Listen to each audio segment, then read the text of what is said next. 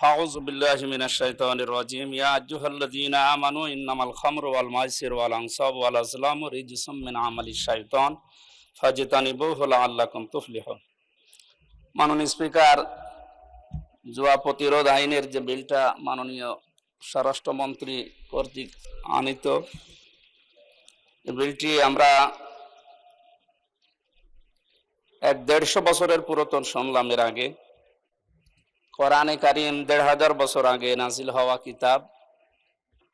এই আয়াতের ভেতরে সূরা মায়েদার 90 নম্বর আয়াতে মাইসির শব্দ দিয়ে আল্লাহ রাব্বুল আলামিন এই জুয়াকে শয়তানের কাজ বলে অভিহিত করেছেন কোরআনে।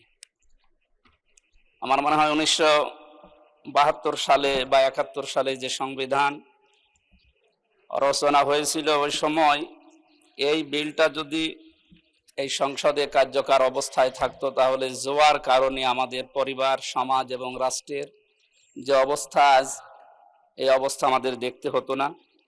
এর পরবর্তী শব্দে আল্লাহ রাব্বুল আলামিন কোরআনের আয়াতের ভেতরে জানিয়েছেন, ইন্নামা ইউরিদুশ শাইতানু আইয়ুকিয়া বাইনাকুমুল আদাওয়াতা ওয়াল বাগদা ইলা আখিরি আয়াত। শয়তানের যত কাজগুলো কোরআনে বর্ণিত আছে, তার ভেতরে একটা অপচয় এবং এই জুয়া। এখানে 4টার বিষয়ের ভেতরে 2 নম্বরে জুয়ার কথা আছে।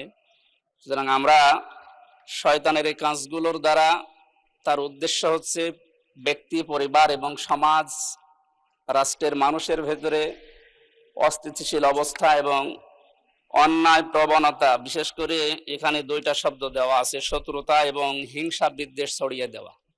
আমাদের এই সমাজকে মুক্ত করার জন্য কোরআনে কারিমে বর্ণিত যে নিয়মটা দেওয়া আছে, এই নিয়ম ফলো করার জন্য আহ্বান জানাচ্ছি।